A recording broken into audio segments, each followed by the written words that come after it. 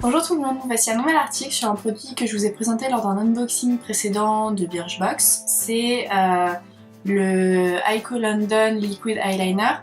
Il est vraiment top. Moi je suis pas très forte en eyeliner et en fait ce truc qui en fait se présente un peu comme un feutre est hyper pratique parce que c'est comme si vous dessiniez juste votre trait d'eyeliner sur les yeux, ça bave pas, ça colle pas les cils.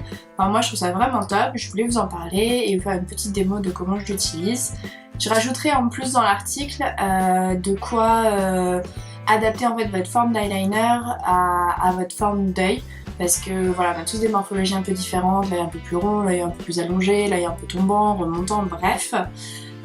Et en fait, il faut savoir que certains traits d'eyeliner vont mettre en valeur vos yeux et d'autres pas du tout. Donc il faut l'adapter. Voilà, donc c'est pour l'article d'aujourd'hui, j'espère que ça vous plaira. On passe tout de suite à la démo. Je vais vous faire, pour commencer, un trait tout simple, qu'est-ce que je fais un peu tous les jours, et après vous montrer comment est-ce qu'on peut jouer totalement avec en fonction de l'occasion, de ce qu'on souhaite obtenir. Même si je vais faire quelque chose d'épais, je commence toujours par un trait fin parce que c'est facile d'ajouter et de retravailler un peu derrière, c'est plus compliqué dans l'autre sens. Donc je vais commencer par faire un trait au ras de mes cils, et comme je vous disais, ça colle pas. Donc même si je touche mes cils, ça va pas me faire des paquets. Donc ça c'est quand même hyper pratique. Ensuite, par rapport à la forme de mes yeux, ce que je vous disais, qu'on adapte le trait à la forme de ses yeux, moi j'aime pas trop faire le trait descendre jusqu'au coin intérieur de mon œil parce que je trouve que ça rapetisse beaucoup mon regard. Donc en fait généralement je pars de 2 tiers à l'intérieur. Je laisse un tiers sans trait et après je fais mon trait d'eyeliner. Donc là c'est quelque chose de tout simple qui peut être juste fait pour un peu renforcer le regard. Je vais un peu élargir la partie sur la fin sans englober le coin de mon œil parce qu'encore une fois je trouve que ça ferme et ça rend le regard un peu moins ouvert. Je vais faire une mini goutte, enfin une mini virgule ce qu'on appelle, qui remonte un petit peu. Donc voilà, là c'est quelque chose que je peux tout à fait faire pour tous les jours quand je vais au travail, etc. Alors par contre à l'intérieur c'est vrai que c'est pas top, ça fait pas quelque chose de très... La descente est pas... Je l'ai un peu ajusté. Et comme c'est un produit qui se produit... Enfin c'est comme un feutre, il y a assez de l'encre. Si vous avez un peu raté, etc., moi ce que je fais c'est que je prends un coton-tige, là j'ai mis de l'eau micellaire tout simplement. Et en le passant délicatement, je vais pouvoir enlever le surplus et refaire... Enfin réadapter un peu le trait, vous voyez, je vais enlever juste un tout petit peu de l'encre.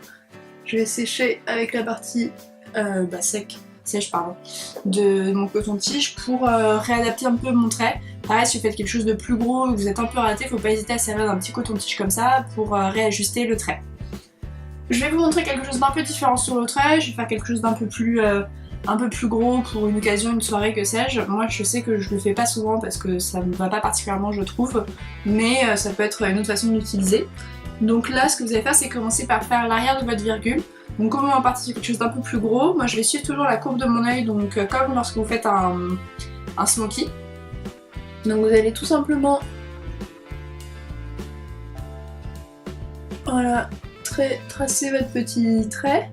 Essayez de pas trop tirer sur votre peau. En fait, sinon vous risquez d'avoir des rendus très différents entre le moment où vous le faites et le moment où vous relâchez votre peau évidemment. Et une fois que vous avez fait ce petit trait là, en fait, vous allez relier la partie qui va être en haut de votre œil à l'extrémité de cette petite virgule. Donc là, oui, je tire cette fois-ci. Hop, et je vais aller rejoindre le bout de ma virgule. Donc là en fait j'ai dessiné mon œil et j'ai plus qu'à compléter après à colorier à l'intérieur. Hop.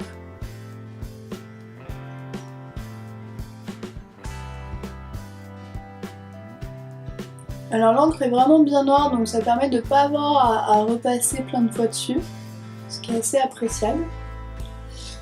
Et voilà une autre forme de goutte que vous pouvez faire. Après vous pouvez vraiment y aller à fond, et encore une fois ce que je vous disais c'est que si vous vous êtes trompé, il est facile de prendre juste votre petit coton-tige et de rectifier. Enfin là moi ça va, c'est pas trop grand chose à refaire. Et ça permet de bien prendre la main, la mine est vraiment top.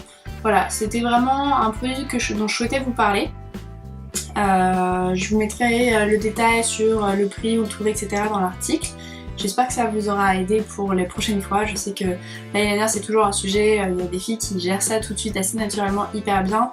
Moi, qu'il soit liquide ou autre, ça a toujours été un désastre, sauf depuis que j'ai ça. Donc voilà, je voulais le partager avec vous, j'espère que ça vous aidera. N'hésitez pas si vous avez des questions ou quoi sur le produit à les mettre dans les commentaires. Et puis je vous embrasse, je vous dis à la prochaine fois. Bye!